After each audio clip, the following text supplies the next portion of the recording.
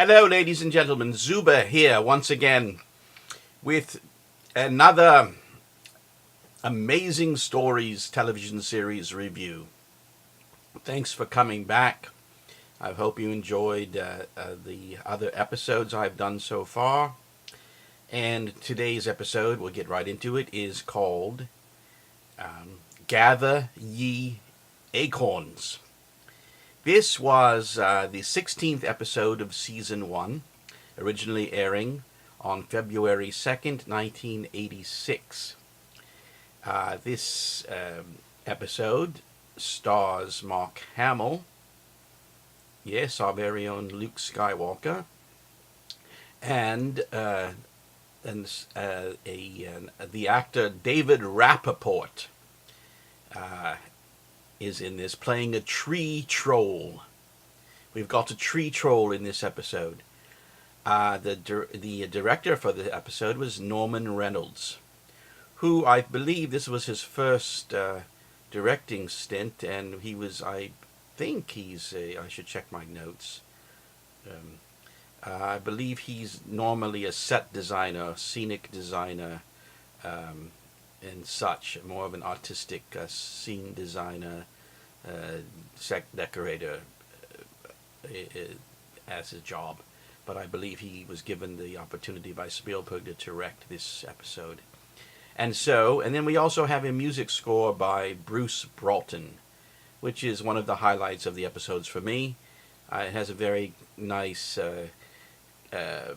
Jerry Goldsmith harmonica feel to it, reminiscent of those old harmonica Jerry Goldsmith scores. Even though Bruce Broughton is a wonderful composer on his own, it recalls to me Goldsmith's harmonica style. Anyway, let's get into the episode. It's basically about a character named Jonathan Quick. That's a neat name. Played by Mark Hamill. First we see him, the story starts in the 1930s. And we see the young Jonathan Quick, played by another actor, before he grows into the Mark Hamill stage. He lives with his parents, and he seems to be a nice boy. He goes to school, and just seems to be a young kid, collecting things and just hanging out in the front yard with the tree. And every once in a while, this tree troll appears. It's sort of a little fuzzy miniature character, played by David Rappaport, appears and calls the young boy, calls Jonathan Kazoo or Gazoo, and tells him to stay true to his heart and to just be a dreamer, and the world needs more dreamers. As the story progresses, we see him grow into Mark Hamill. And Mark Hamill shows to be a very nice boy who likes to work and make money and be successful and do good, and his parents are very, very proud of him. And he seems to be doing quite well for himself, working all the time and making a lot of money. He makes a lot of money. He makes such an amount of money that he's able to buy a wonderful-looking convertible car, which he is so excited to show his mom and dad and bring it home and then take them out to a dinner. And so it seems to be going well. And then I think we come back from a commercial break, and suddenly he doesn't want to do anything. Jonathan Quick, Mark Hamill, is just tired of working. I guess he just overworked himself, and he seems to be okay, and he doesn't want to go out and pursue anything else. And his father always wanted him to be a doctor and, save money to go to college to become a doctor and such. And he just doesn't want to do anything. So he starts becoming like just hanging around the house, and mom and dad start getting fed up with this and tell him, you better get on the ball and go get another job, and, because you just can't stay here anymore. And so a big fight comes out, and his father basically tells him he's a bum and a good for nothing, and get out of my house, you bum. So Mark Hamill gets ready to leave, and he remembers what Kazoo, not Kazoo, the tree troll called him Kazoo, but he remembers what the tree troll said. He said once when he was younger, he said, you are a dreamer, and you'll always be okay, and your room is full of treasures, actually. And so Mark Hamill remembers that, and so he loads up his car with everything that was in his room. The tree troll always told him, never get rid of any of that stuff, keep it, because you just have a lot of treasures in there. And so Mark Hamill remembers that, and he loads up his truck and moves to Beverly. Not really. He actually goes out west. And anyway, the next thing you see is it's 50 years later, and Mark Hamill's become this old bearded hermit with a white long beard and white long hair, and he's living in this shack out in the desert somewhere close to Vegas. He's sort of like, one of those people that take over like an abandoned property and just stays there and doesn't pay anything. And so he's in there, and all of a sudden someone shows up, and it's a man with the bad news that they're going to bulldoze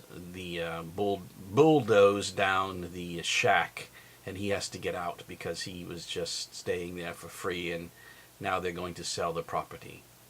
So he's got to get on the move again, and he's down in the dumps. He doesn't have anything except all his treasures, but he doesn't know what to do with them, and he's just at the lowest end. So he thinks he'll go on to Vegas, and he goes to a gas station in his old jalopy, which was that wonderful looking car, is now an old jalopy, dusty, and he doesn't even have enough money, it seems, to pay for some gas.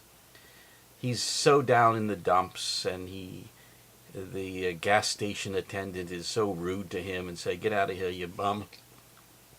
He goes, "Oh, but I can pay for the gas with this," and he brings up this mug. Looks like an old Santa Claus head, St. Nicholas mug with the face of St. Nicholas, and he says, "Oh, I can pay you in pennies, $10 for the gas." And the gas station attendant just says, "Get out of here, old man." Just then, next to where he's parked at the gas station in the gas line is a limousine, and the window comes down, and it's some lady, and she goes, "Oh, sir, what is that you're holding?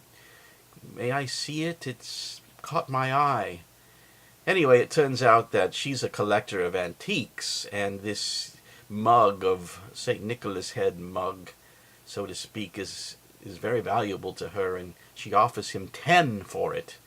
Well, he thinks 10 means $10, but she actually means she wants to pay $10,000 for this unique antique to her.